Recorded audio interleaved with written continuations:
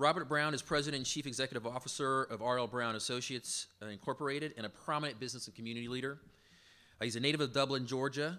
I think on many a trip to South Georgia, I've stopped off for food somewhere in Dublin, that major exit right there, if you stop right. A native of Dublin, Georgia, Robert graduated magna cum laude from Tuskegee University, earning 2 degrees in architecture. In 1999, he was elevated to the American Institute of Architects' prestigious College of Fellows, the highest honor bestowed upon members of the profession who have made contributions of national and enduring significance to the profession. Robert's business and civic leadership are evident in the impact he's had statewide and locally through many organizations with which he's involved. Robert is a past chair of the Georgia Chamber of Commerce, the Fulton DeKalb Hospital Authority, and the Georgia State Board of Corrections. He currently serves on the State Transportation Board, chairing the statewide Transportation Planning and Strategic Planning Committee.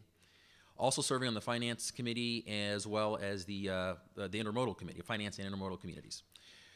He also serves on the boards of Citizens Trust Bank, Georgia Power, and the Metro and Georgia Chambers. Over the years, he has been named the Metro Atlanta Chamber of Commerce Small Business Person of the Year, the Atlanta Business League Entrepreneur of the Year, and one of Georgia Trend's 100's most influential citizens. With many other awards to his credit, he also has received the Ivan Allen Senior Award from the American Institute of Architects of Atlanta. He's married to the former Barbara Willis of 1976 graduate of Tuskegee and a native of Birmingham, Alabama.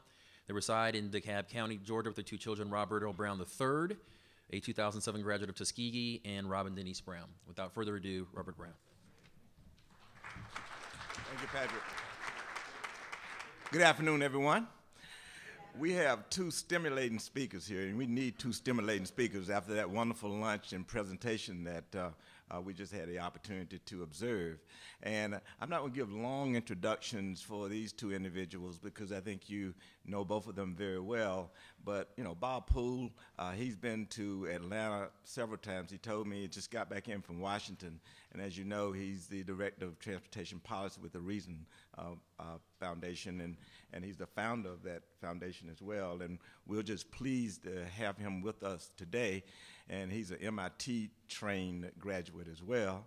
But not to be outdone, we have a Georgia Tech-trained graduate as well, and we have Todd Long. And we all know Todd worked with GDOT for many years.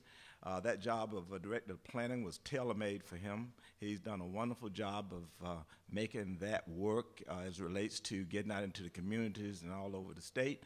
And he's just really been great to work with and great to be accessible to have the Director of Planning as part of what we do. So let's welcome Bob Poole and Todd Long, and Bob's going to start off our presentation today. Thank you very much. Let me get the thing up here.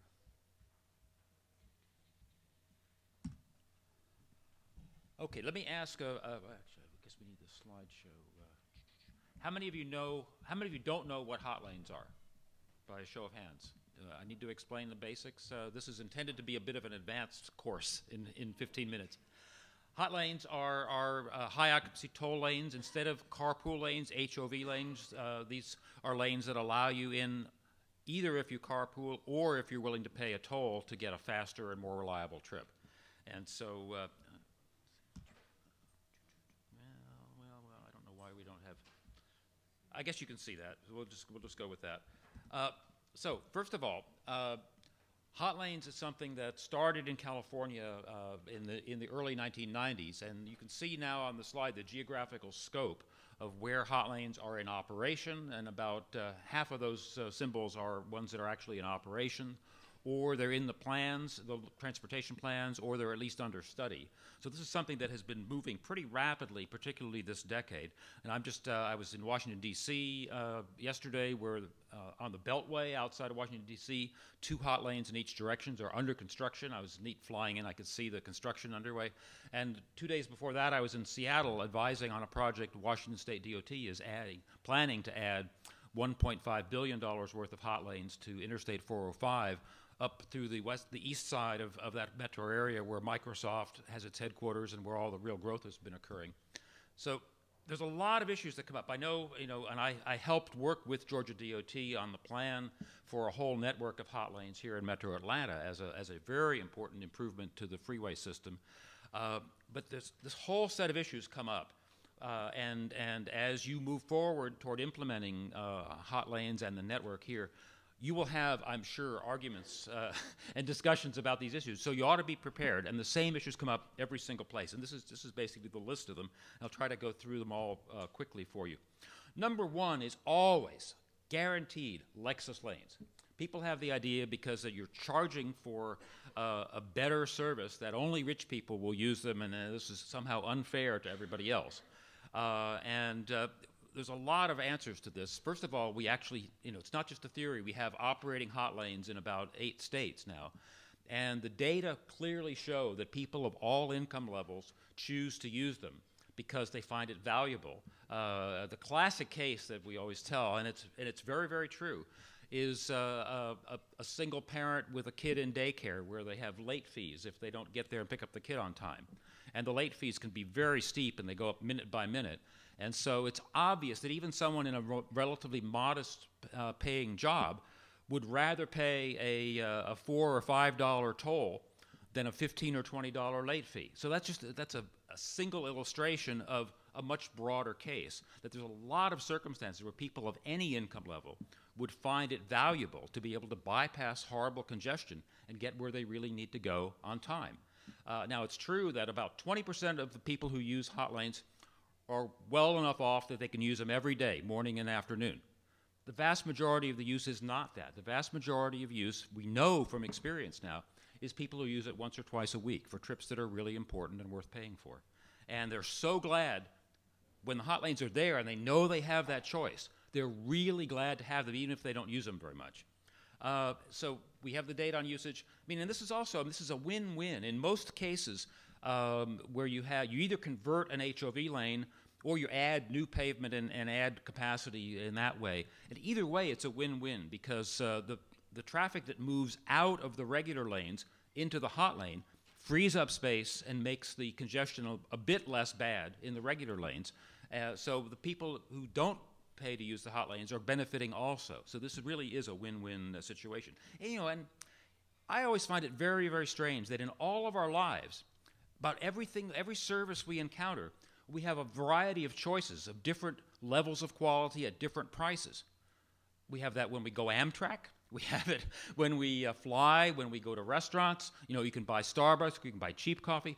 Why should roads be the only place where we have enforced socialism, where everybody has the same miserable quality of service and nobody has a choice of anything better? So, I mean, think about that as you hear these debates. Big question that has huge implications is who gets to use these for free? Now, most of our carpool lanes in the United States actually in many metro areas started out as only buses could use them, and then they found, well, there's hardly any bus, there's lots of empty pavement, so they opened them up in some cases to 4-person carpools or van pools. And then there was still lots of empty space, so they opened up to 3-person carpools, and eventually most places opened them up to 2-person and try to fill them up and make use of all that expensive pavement. Well, it turns out now that if you want to actually make a viable hot lane, number one, you need to have most of the people paying so that you can use the different price to make sure that you guarantee that you don't get the lane jammed up. You can sustain uncongested travel as the metro area grows and as travel demand increases. And also, if you're trying to finance expensive new construction, as Todd will tell you, a very ambitious plan here that is going to involve a lot of additional construction to add hot lanes to freeways, you need every dime of revenue you possibly can have. And so what places around the country we're starting to realize, you can't afford to give away space for free in this premium kind of lane to 2-person carpools.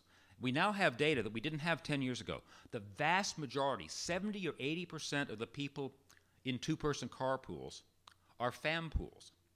In other words, family members who would be traveling together anyway and obviously take advantage of the HOV lane if it's there. But the original purpose of HOV lanes was to have people who would buddy up to go to work and leave one car behind at home and have fewer cars on the road. So by changing from HOV2 to HOV3, you eliminate most of the fan pools, and you get back to the original purpose of carpool lanes, which was to reduce the number of vehicles on the road. And at the same time, you have the virtuous result of you open these up to paying customers, and you can actually pay for, use from the toll revenues, a lot of the expensive new capacity that you need to do.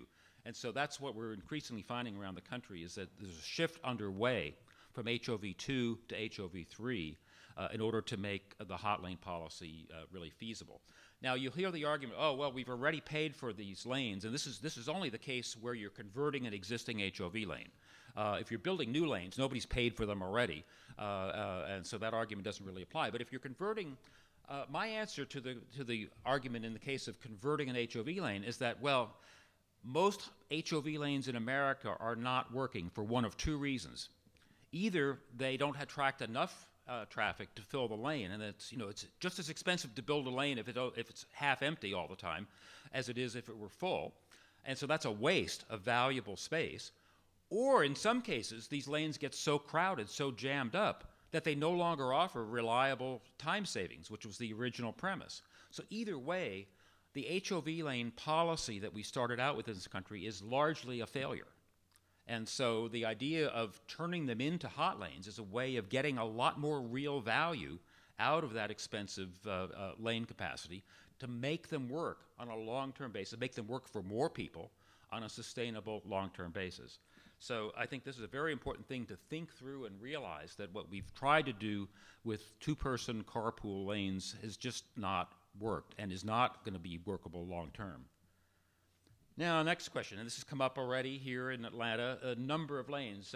Should they be a single lane in each direction or two lanes in each direction?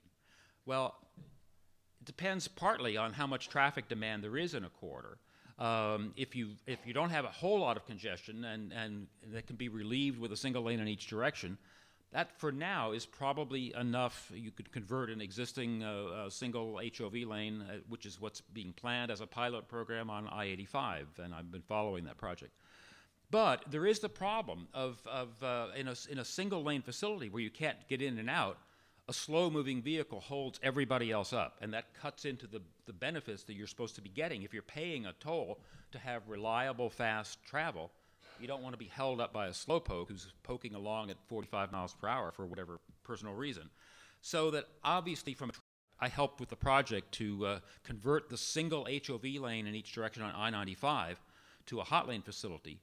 We got the feds to agree to allow us to narrow the regular lanes from 12 feet to 11 feet, and also to narrow the breakdown lanes on either side, and squeeze in a net addition of one lane. So we now have, instead of four regular lanes and one HOV lane, we now have 4 regular lanes and 2 hot lanes. And that is a huge, unbelievably positive success. All the skeptics in the newspapers who thought, oh, this is going to be a terrible idea, they see it working and say, wow, where can we do more of this? And it really, really is working well. So that's one solution, is the lane narrowing if your lanes are not narrowed already. Another is more expensive, is to build elevated lanes, like Tampa did a couple years ago, and those are working very well. Or depressed in a huge $2 billion project in Dallas on I-35 is excavating down in the middle of the LBJ freeway, putting reversible hot lanes down at the slightly lower level, and then cantilevering the main lanes over the edges because it was just politically impossible to widen that particular freeway. And that's working. I mean, it's a big, expensive project, but that's a way, there's some clever engineering things that are now being done around the country to do that. Setting the toll rates. Now, hot lanes is the kind of thing that Milton Friedman, if he had thought about the problem, would have come up with, because the whole point of it is that market pricing is used to decide what the toll should be. It's not like a regular toll road. It's a market-driven price based on keeping the traffic flowing at a high rate of flow, but also a high and steady rate of speed. You basically, on the hot lanes that I'm familiar with around the country, you can pretty much be guaranteed to go the speed limit at rush hour, regardless of how congested the freeway is. And that people are really willing to pay for that. But for that to work, the price has to be free to go up and down as necessary based on the level of demand in a particular time period. And Elected officials often have trouble with that. When the first hearings were held about 5 years ago before the MPO in Miami, I was there to speak on behalf of doing this hot lane conversion. The elected officials were, well, how do we, they said, set the tolls? Well, no, folks, it isn't exactly going to work that way. You are not going to set the tolls. You're going to approve a toll-setting mechanism that allows a market price to set the tolls. And this took a few years before they could get their arms around that and realize that they weren't going to be in direct control of it. But the only way it's going to work is if that is the way it's done.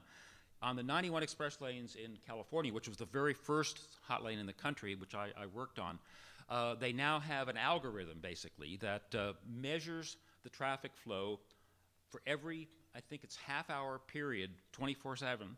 And if for 3 months they start to have the traffic flow being slightly less than the desired level of service C, and highway engineers talk, then automatically for the next 3 months, the toll rate for that half-hour time slot goes up by 50 cents. And it's basically, it's completely on automatic pilot. The elected officials, the Orange County Transportation Authority does not have to do anything. They just oversee the process. They make an announcement. Oh, for this particular time slot on Thursday afternoon, the rate is going to go up 50 cents starting the first of the month, because that's what the algorithm tells us to do. And it has kept the traffic. And by the way, during the recession, when traffic got less on Route 91, the rates went down in a number of time slots. They were as high as on Thursday and Friday afternoons for a couple of hours, they were as high as about 95 cents per mile. And those are now down to about 70 cents per mile, thanks to the recession and the housing bubble collapse. Safety. You really, in most cases, people are putting some kind of separation in between the hot lane and the regular lanes, in part because you have a big speed difference. If you have a very congested freeway and you're letting the express lane go, the hot lane go at 65 miles per hour, and the average speed in the regular lanes is 25 or 30, you know, if people are darting back and forth, that can be a safety problem. So in most cases, we're putting some kind of demarcation that says you can't cross except at authorized places that have signs and so forth. And in several of the cases, warm climates where there's not a lot of snow problem, plastic pylons, which is what we're using in Miami and in California, seem to be the mechanism of choice. Cars can drive right over them, but it creates a psychological barrier that's almost as good as a concrete barrier. People get used to it pretty quickly, and they don't drive across them. You also have potential of accidents at the places where people are, if you don't design the merging in and out properly. And so some of the bigger projects with private financing are doing what we call direct access ramps. And I think I've got a picture, well, I have a picture a little bit later showing you that, where you don't merge in and out of the regular lanes, you have a direct ramp down, up and down. Revenue risk.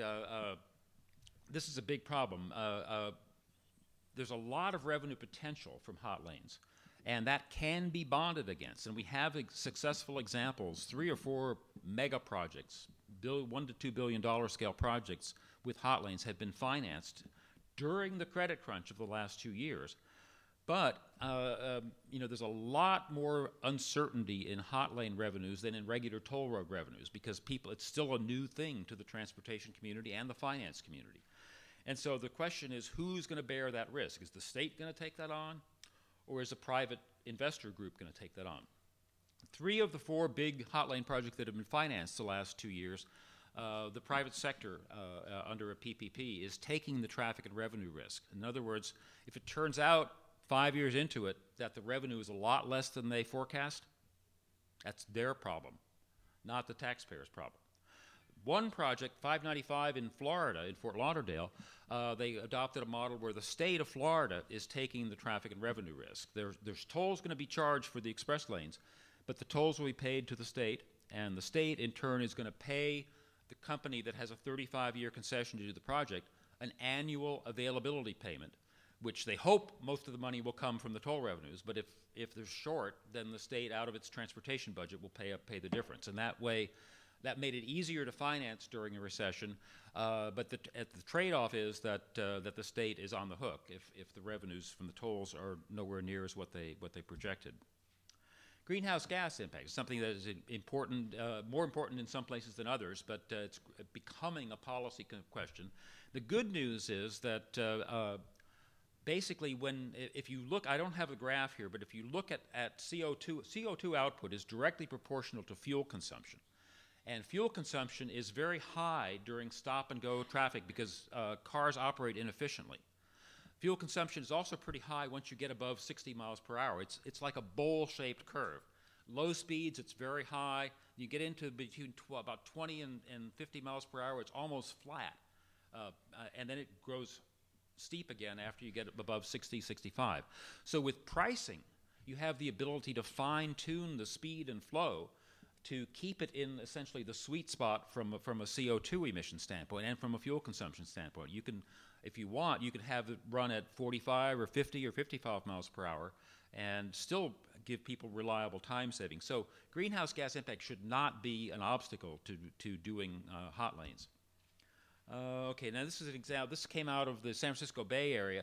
They are planning a whole network, and they actually ran a model, and they showed reductions in all of the standard emissions, ROG, nitrogen oxides, particles, and CO2. They're projecting a 7% less CO2 emissions by 2030 from a network of hot lanes compared to the same network run as HOV lanes. So very important to be aware. The studies are starting to come out on this.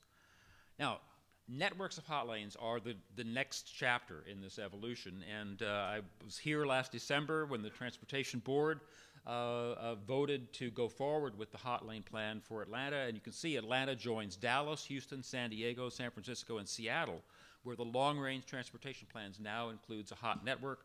We're working on it in Los Angeles, Miami, and Washington, D.C., and those will be probably, all three of them will probably do this within the next year or two, officially decide to go that route. And that's a little map of the Bay Area system. I'm sure you've probably all seen the Atlanta system map already. There are two different types of managed lanes, or hot lanes, though. The first kind, which we call Hot 1.0, are basically conversions of carpool lanes where you don't change the occupancy, and you still think of it as a carpool lane, but you just sell on the excess capacity. But the more second generation version is basically an express toll. The purpose of it is to sell time savings to willing customers, and incidentally to allow certain types of high occupancy vehicles to get a break, either a discount or free passage. And you can see for the second generation kind, you really have to, as I said earlier, you have to have at least a minimum of 3 people in order that you're not giving away most of your capacity for free and not generating much revenue. And you can see there's the majority of the hot lanes in existence today are the first generation kind that are conversions of existing carpool lanes. The majority of the projects underway now around the country are the second generation kind. Which need to focus on revenue and on serving paying customers, and that's really what we're going to see with the hot networks. And you can see there's a huge difference in revenue between the first generation kind of projects. They barely cover their operating and maintenance costs, whereas the second generation projects are paying for at least a large fraction of the cost of actually building these things, and that is hugely important. And so, we need to do the second generation model for networks because of the need to pay for new capacity, the need to manage the traffic using the price. And you can't manage the traffic if you're not, if most of your people are not paying, you can't use the price to manage how many of them there are.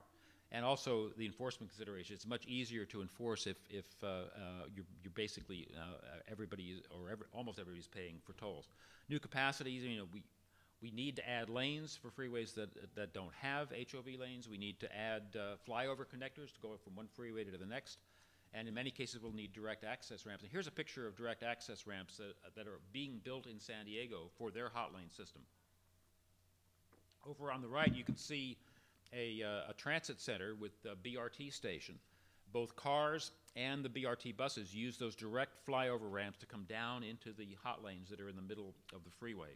And that's really the way to go if you can afford it, because that makes it really flexible to serve buses in a very convenient way as well as cars. And there's this huge, powerful synergy between hot lanes and bus rapid transit.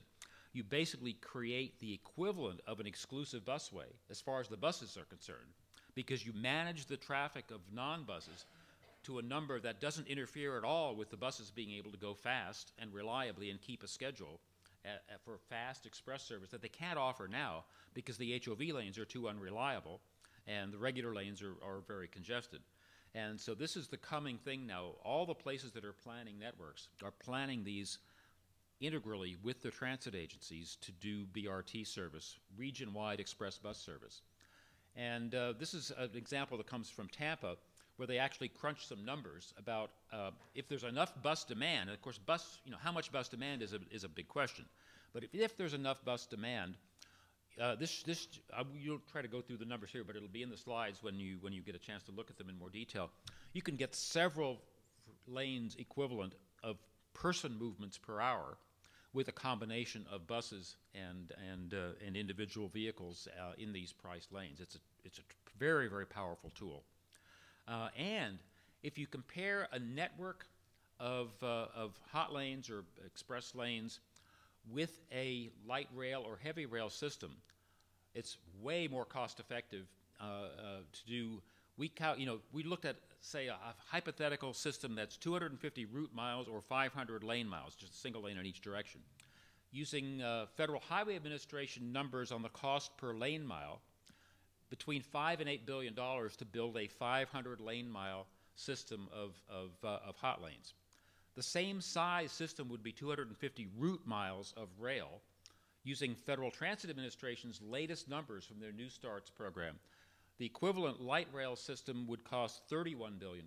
The heavy rail system, like MARTA, would cost $38 billion. So, enormous difference in cost. And the hot lane system is going to be largely paid for, majority paid for by the tolls paid willingly by drivers who choose to use them. Whereas all of that money for the rail systems would have to come from either some combination of FTA, it would all be tax money. And the fares people would pay would be a drop in the bucket. It wouldn't pay for any of the capital costs of that. So again, very important.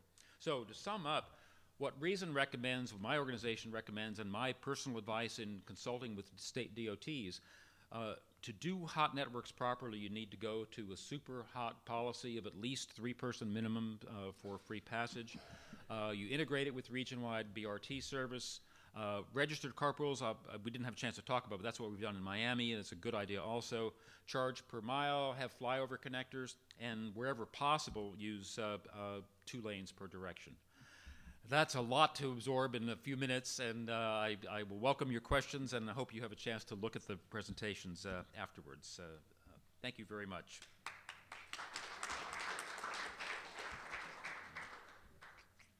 Somehow that's not going with it.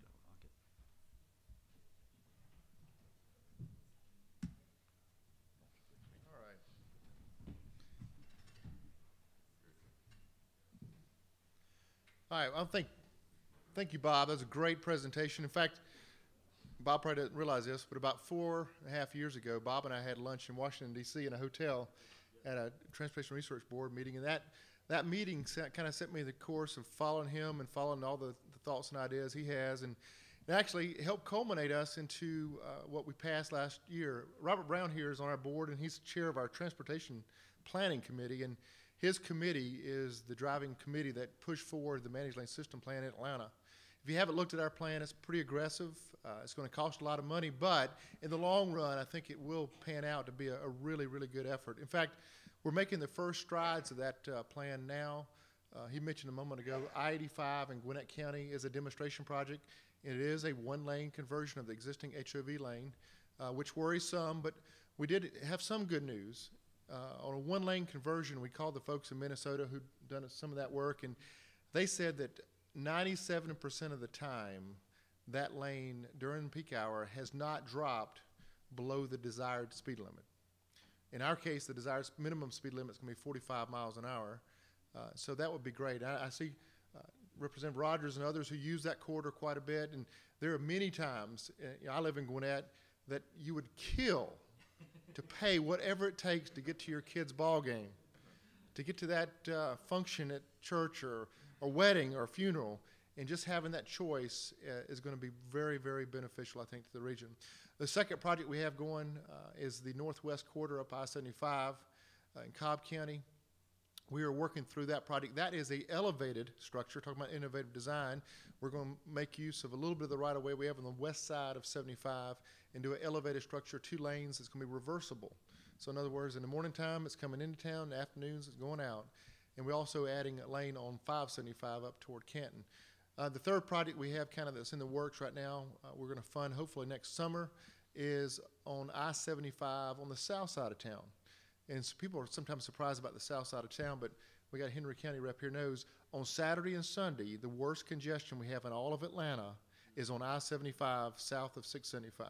It is just absolutely amazing to see that amount of just tourism, trucks, you name it, they're all out there, and it's just packed to the gills. So we're hoping that project, and we're working through, right now the initial thought was to close that median in and put a 1 lane each way, but it looks like we may even change that to do a reversible lane structure in that corridor as well. So we're hoping to fund that next summer. The biggest problem we have with the Managed Lane System program is probably the funding aspect. We did a pretty big study, and it depends on what numbers you look at, but to make these work from a P3 standpoint, probably going to take still about 33 to 50% of the cost of the project may have to be funded with public funds.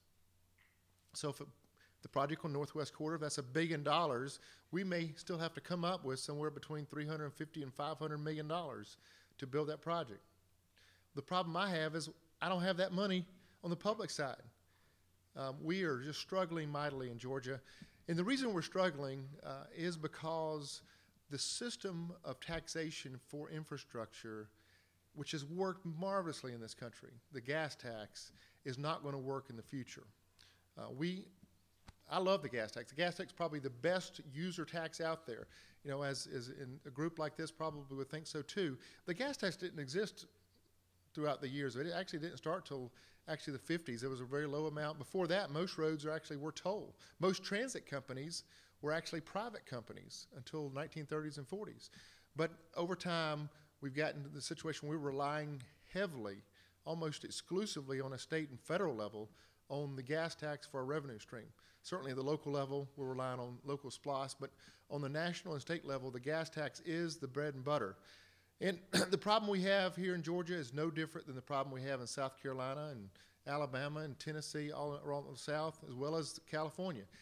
The revenue stream from the gas tax is going to be real stagnant over the next 10 years. And it's because of 2 reasons. One is people just aren't driving as much as they used to, and heck, we tell them not to, right? We tell them to carpool, we tell them to ride transit, we tell them to trip chain. We're building live, work, play communities, right? So you don't drive as much. So the amount of miles driven is probably going to be pretty straight line over the next 10 years. The line that's really hurting us, though, is the motor fuel efficiency. So in other words, I give this example all the time. I've driven a 1989 Silverado until, I guess, about 2003. Then I got a 92 Silverado. So I've had Silverados all my life. Well, I usually got about 16 miles per gallon in that Silverado. Well, last March, I bought my dad's Toyota Avalon. I now get, at a minimum, 24 miles per gallon. So my personal contribution to infrastructure investment for transportation just went down 33% because I'm driving the same amount of miles I drove before. So that problem, when you lay it out there and look at it, you know, by 2020, our revenues for transportation may be less than they are today. Now think about that. And we haven't really increased our investment. And we actually did a big study a couple of years ago. McKinsey & Company came in and they really lay out a very good economic model saying, hey, listen, you did a great job in this country. And in Georgia, you did a particularly really good job. You built a great freeway system. You built a great airport. You've got a great port down in Savannah and Brunswick, for that matter. You've got a great network, but what have you done lately? And I always ask this question because a lot of folks in here, I guess you're all from Georgia, what's the last interstate system in Georgia that opened? You said I-16, that's wrong. Somebody said it over here. 675. And what year was that? Yep. Think about that for a second. We are considered a high growth state, right? high growth Atlanta is, and we haven't opened an interstate system since the mid-'80s. Now, we did open Georgia 400, which is not an interstate, but still an interstate type facility. But we haven't made major investments. So we've been coasting on that past success all these years, and we've done great with it. Our economy's prospered. But mobility now is threatened. And I always look at, in the example the speaker gave a minute ago about China, mobility is what made this country great. The ability to go from place to place with not having all these hurdles in your place. Like, back in, Eisenhower tried to get across the country back in the 40s, and he couldn't make it. That's why he said, I want mobility. I'm going to build an interstate network, and he did it. It took a long time to have that happen, but we've got mobility in this country. We've got great mobility in Atlanta, but our mobility is threatened because of congestion, and we do not have reliable trips. So, hey, reliable trips, that's what Bob's all about, right? That's what you're doing with these managed lane system plan, but we obviously have not made that investment because now we're having to resort to these types of efforts to provide reliable trips on corridors that you can't widen anymore. So we're excited in Georgia because I think we've finally come to grips as a state, and we recognize these facts. And our General Assembly battled over the last 2 or 3 years. In fact, there are a lot of folks in this room that have been part of that battle on what to do in Georgia. So this last year, House Bill 277 was an attempt to get us to a point where what can we do to increase investment in infrastructure? Because we know if you invest in infrastructure, whether it's water, whether it's roads, infrastructure investment tends to be one of those economic drivers. So we're very excited. This last year they passed a bill that actually allows for a significant increase in infrastructure if the people of the state of Georgia wanted to go that path. Let me give you a little bit of overview of House Bill 277 for those who don't know. A lot of folks in here helped write the bill. You can probably come up and give this speech. But it does create 12 special tax districts within the state. And these tax districts are bounded by the regional commission boundary lines. In Atlanta area, that's Atlanta Regional Commission, which is a 10-county boundary. Coastal Georgia, that's 10 counties along the coast of Georgia. So you got 12 of these regions throughout the state. Each district can levy a 1% sales tax for a 10-year period. Well, why a 1% sales tax and not a gas tax? For the reasons I explained a minute ago. Yeah, a gas tax increase would be nice. The federal folks are absolutely grappling with that right now. In fact, if you saw the news, a glimpse of it last week, the Budget Deficit Committee is actually recommending a national gas tax increase. And, but they want to use that gas tax increase to reduce the deficit and not, they do, for transportation. Totally in the highway trust fund. Well, we have to watch that. Really though. commend. Oh, I know. It may not stay that way, but that's what they proposed. For years, the gas tax on a national level was used to help balance the books on the budget. So we wanted to go toward infrastructure investment. The tax is basically it's not a county tax. It is a region-wide tax. So you got to get this whole mindset of my county boundary. What are you going to do for my county out of your thought process? The money raised in the district where the tax is stays in that district. So the Atlanta money stays in Atlanta. The Southwest Georgia money stays in Southwest Georgia. We always laugh because both those groups think their money's going to each other. Most of the money is subject to a huge project selection process, a criteria development process, but a percentage of the money is actually given to the local governments. The money that goes through this criteria and roundtable process that's a lot driven by the director of planning position that I sit in today. And ultimately, local governments will ultimately decide. It's through a roundtable process. In other words, there is a representative from each county, that's the county commission chair, and also a mayor elected by the mayors of a county. Those come together. So in Atlanta, you got 10 county commission chairs, and you got 10 elected mayors, plus they go to a special allotment for the mayor of Atlanta. So you got 21 members on this roundtable. These are local leaders will ultimately select the projects that will be voted on. The vote will be at the next statewide election. Obviously, this bill being passed last year and not being signed into law until June, it could not make the rigors of getting before the voters this last Tuesday, because it just wasn't enough time to do the marketing, et cetera. So the next statewide election is actually not until 2012, which actually turns out to be a pretty good thing because the economy is kind of bad. I do want to point out something. As bad as the economy is, and everybody telling me all the time, well, gosh, you don't want to do a referendum when the economy's bad. There are some reports right now, we're validating all these numbers, and Bob, you probably have seen this too, somewhere between 70 and 77% of all the referendums in this country that held transportation on them passed. Think about that, guys. This is a bad economy in the vast majority, and that rate of passage was higher than the previous 3 years. So that tells you if you can show people what they're going to get for their tax dollar, they will vote on it. So that's what we've got to make sure we do a good job at. Ultimately, the funds don't start flowing until 2013, and I know that sounds like a long ways away, and it really is, but that is the time frame of the bill.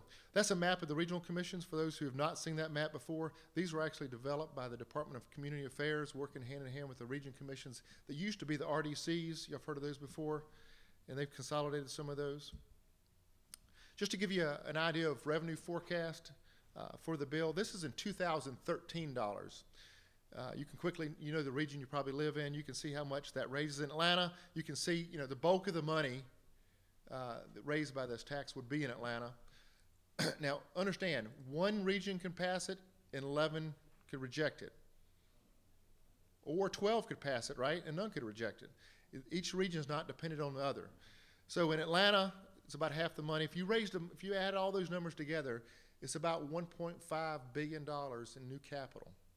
Just to give you an idea, when you take off the debt service we pay and you take off a lot of other things we have outstanding in our regular federal aid program, we're really only spending just over $1 billion a year. So this is a significant increase over our regular program. Now remember, the regular program stays intact. This does not replace the regular federal aid program that the state uses. This is additional money.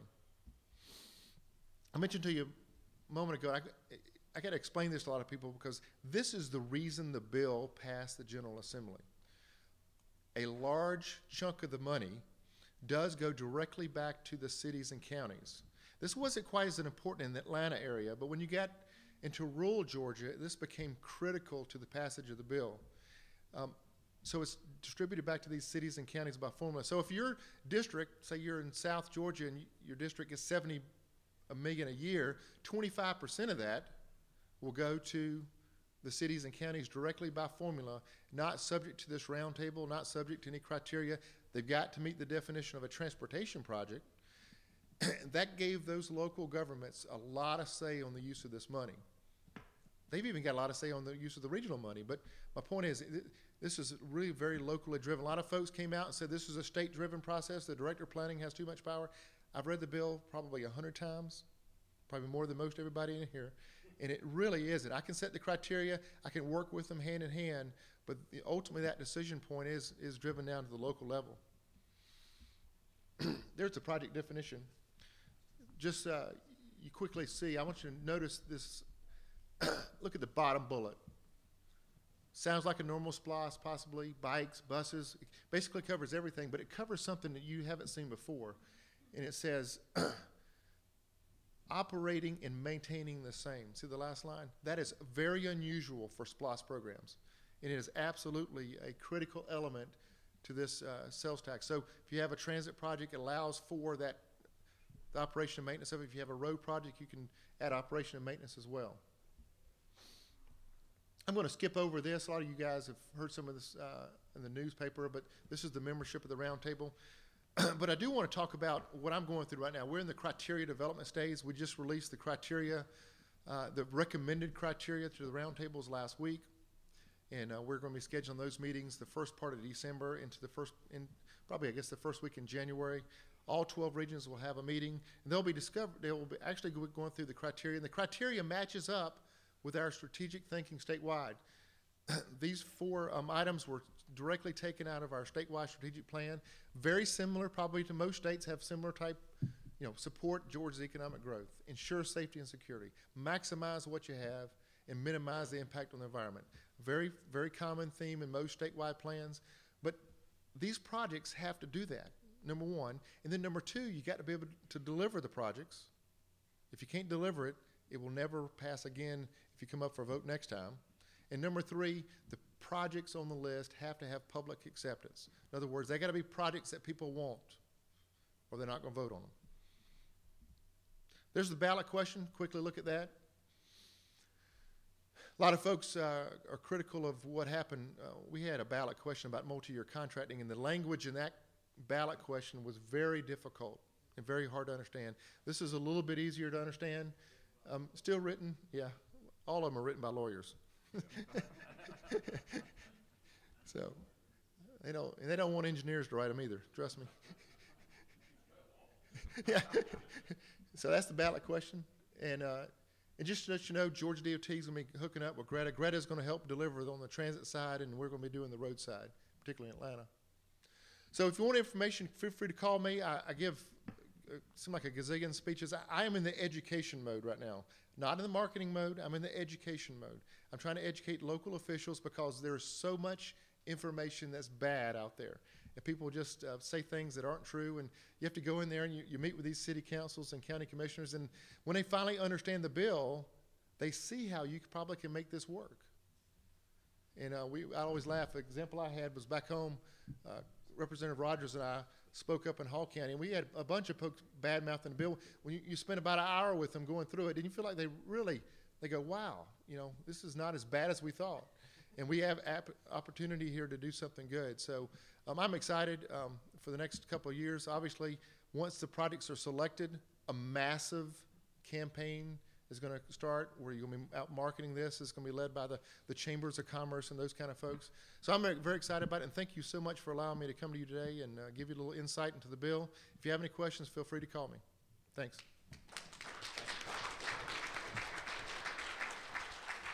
I told you those would be stimulating presentations today, and we have about 10 minutes left that you all can ask some questions, but I have one here on the postcard. I'm going to ask this question, and then I'm going to ask the audience if you have a question to identify yourself and your affiliation and who the person you want the question to go to. But this question says, what happens in the ARC region if Fulton and the DeKalb voters reject paying twice as much as taxpayers in the other 157 counties? Well, is this on? Yeah. All right, let's remember a second. In the Atlanta region, there are 10 counties. Individual county votes do not matter. So if the voters of Fulton and DeKalb, if they do not, overall, those citizens don't vote for it, but yet the other counties, the majority vote wins. So all it takes is one extra voter to put us over the 50% mark. Now, the question they're asking is, MARTA has been around for 40 years. They pay an extra penny in DeKalb and Fulton. They're fussing right now a little bit, but they're going to have to pay that extra penny. This is above that penny. So this is an additional penny. And I can say this, though, if we can't figure out how to make this work, there are 1.6 million people living in those two counties. So we've got to figure out a way to make those two county citizens support the bill because they can drive the defeat of the bill. Okay, thank you. Any questions? Oh, got one right there. Okay. Todd couldn't get out of here without me asking him a question. My name is Frank Ginn. I'm a newly elected senator in the 47th district. One of the things that I'd love to see done is to build a interstate that connects I-85 on the north side to I-75 on the northwest side. If you did that, you started in Commerce and you went around over to Calhoun, you'd easily go through 3 regional commissions. You could possibly do 4. You might actually touch into the ARC, but let's just pretend that we didn't. The big beneficiary of that interstate would be, yes, those people that live in those regions, but Metro Atlanta would be the big recipient because it would take a lot of traffic off of highway systems around Atlanta. How do you allocate the money into a project like that, funding where those 3 are going to pay the bill and Metro Atlanta is going to be the recipient of all the good? Well, let's talk about that. Not quite, not quite. Absent P3, let's talk about that first. So let's assume there's no privatization here. If you try to publicly fund a road that you described, there would not be enough money, even close to enough money, in all 3, if you include Atlanta, Georgia Mountains, and Northwest Georgia RCs combined together. So that's not even possible. If you consider a P3 option, you're probably still talking about a model where you still have to bring to the table 40 or 50% public funds, what we're being told. And there's still not enough money in those 3 RCs combined together. So we don't really have a good mechanism to build a $6-7 billion construction project across the top end of the state. That's why it's not built today. There really just is not the money to do it. Even under a concession or privatization, it's going to be very challenging for us to do it. And I'm not going to get into your question about Atlanta versus now. we've got a regular federal aid program, Frank, that can build that, link those regions together that aren't linked together. So if you have one project on the edge of a region or something that benefits, we still have a regular federal aid program that can be driven in the direction to help solve issues like that. You have a question up front. Thank you. I'm Wendell Willard. I'm House Representative. You bring up something from a policy standpoint that I think all of us have been concerned about for quite a while, and that is dropping off of what I call the fees for transportation. Where are we looking in the future as far as trying to find new user fees other than the tolls, which would be for HOV lanes or other type lanes of that nature? What are we doing, anything? Because we got to find some source of revenue that's going to, as we get electric cars more and more coming, Absolutely. and the fuel efficient vehicles. Yeah, I've served on several committees of the Transportation Research Board actually looking into that, and my recent colleague was on the Infrastructure Finance Commission that Congress appointed. The consensus of all the serious researchers on this is that we've got to figure out a way to get to, instead of charging people per gallon consumed, we have to charge them per mile driven, a vehicle miles traveled charge or tax. And there's a lot of research going on. There's many difficult questions and how, there's a lot of different ways you could do that. And they have some implications if you use a GPS unit on the cars. Some people are concerned about privacy impacts of that. There's ways to do it and protect privacy, but they're not, they're not trivial, they're not simple. There's simpler, lower cost ways that could build on the kinds of tags that we use, the transponders for tolling that you use on the Georgia 400. And use a data port on the car that's recording certain parameters now on every car built since about what, 95 or something. So there's, but we don't have a good plan that everybody's agreed to yet. But I think the consensus is there. That's probably the way we need to go, and it will probably need to be phased in over the next 10 to 20 years. No, everywhere is potentially everywhere, and that's the lower cost way to do it is to do that for all limited access roads, for freeways and interstates where you can, you only can get on and off at certain points. That makes it a lot easier to charge per mile for those. And then do something else for local sales taxes or whatever, property taxes for local streets and roads. But everybody's aware of the problem. This is quickly, as quickly as possible. Right. Question over to my left.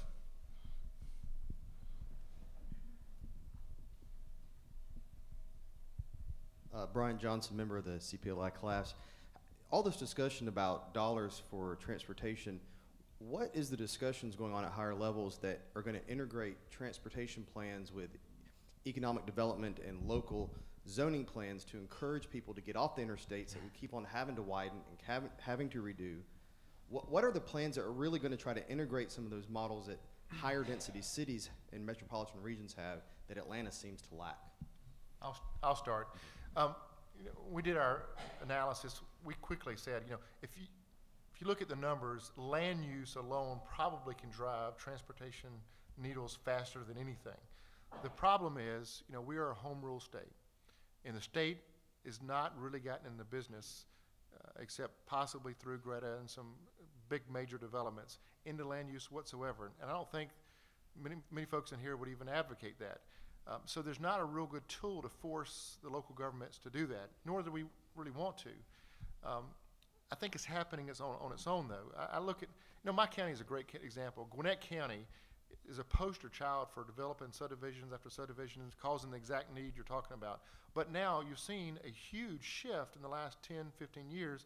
Look at all the cities, what they're doing, Swanee, Duluth, Norcross. You go down that line, they're building live-work communities, they're building higher density in areas. I mean, it's a total change, but it's all been driven by what?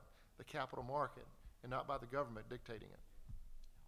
Let me just add to that, the Obama administration's DOT is trying to do that in a more dramatic way. They would actually like to condition federal transportation money on communities adopting aggressive smart growth land use plans. And I think that's going to be something, if they actually try to really do that in a serious way, there's going to be a big revolt we're around against the that in Georgia, by the way. Yeah, no, I'm glad you are.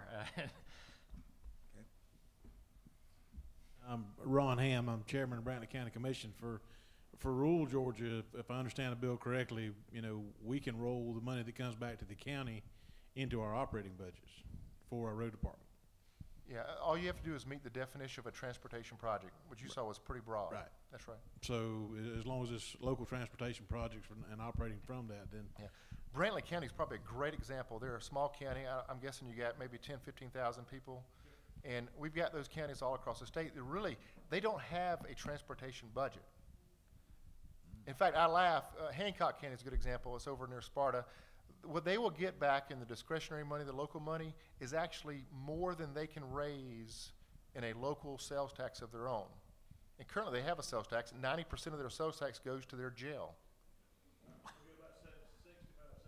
Okay, so it is a big, if you're a small rural county, you typically like this bill.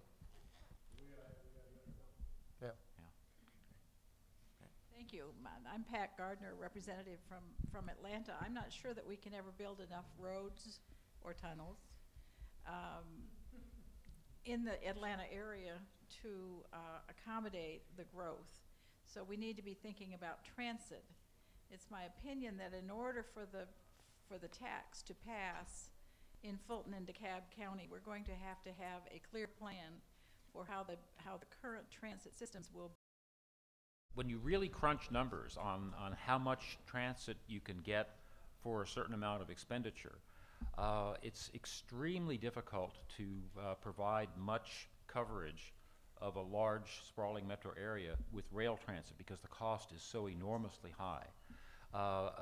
And what we're seeing now, one of the things that's driving the move toward networks of hot lanes or networks of managed lanes is the realization that bus rapid transit, long-distance, region-wide express bus service can be very, very cost-effective. I mean, it's practically free ride on the network of uncongested lanes. And I think we're going to see over the next decade, we're going to see a whole new approach toward regional transit in that way, because we're going to realize that we can't possibly afford to do the level of transit expansion that would be desired if we do it with rail. But if we do it with bus rapid transit, using networks of priced lanes, we've got a whole completely different story, and it's something that's actually achievable, I think, in a it certainly can. I mean, and if you design the bus rapid transit so parts of it feeds to where you have heavy rail stations, very definitely. So, and commuter rail as well. And in South Florida, I'd say in the plans that my project is working on, we are looking at feeding managed lanes with BRT into the tri-rail commuter rail stations, among other activity centers. So yes. Did you want to add something, Todd? Okay. One final question right here, too. Last question. John Wallace, Cherokee County. So, Todd, you're the one responsible for the stoplights on 316? On 316? Yeah. You said Cherokee County. I know, but I go to UGA games, it's just Well, I really don't care if you're going to UGA games. All right, Todd, let's keep it in there. No, 316. Yeah. Well, you're going to have your own engineers pretty soon, right? Okay. Now, just quickly, just so you know, this is a great example of public working with the local governments. In Gwinnett County, the counties that have a very good base of revenue, those counties have worked with us, and they have professional staff on board that do the timing for us. In Gwinnett County, my hat's off, I live there. Gwinnett County actually does the timing on 316, even though it is a state route, and they do a good job. There's just too much demand on all sides, but that's where we need infrastructure improvements. Instead of waiting out a traffic light, worrying about the timing on 316, those intersections need to be grade separated. That's exactly right. So we actually have, just so you know, your biggest nemesis on that corridor is the State Route 20 and Collins Hill interchange, and that will be under construction this summer as a grade separated facility. Very good. Todd, one quick question. With the failure of multi-year accounting amendment, do you see an impact on House Bill 277 with the failure of that amendment? Yeah, the multi-year contracting would have given some flexibility on the bigger projects in particular. The smaller projects, not so much, but let's just pretend for a second we're going to rebuild the interchange of I-20 and 285 over on the east side of town. Right. And they say it's going to cost $200 million. Well, that's a big project. Doing a multi-year contract would have been beneficial. As the revenue streams come in, you could go ahead and start the work of the contract part before all the revenue comes in. So it would give us some flexibility. There's some workarounds on that we can probably do, but certainly it's not going to kill us. It's not going to kill the bill or any stress, but just would have given us some flexibility. Very good. Great panel, terrific questions. Let's give him a hand.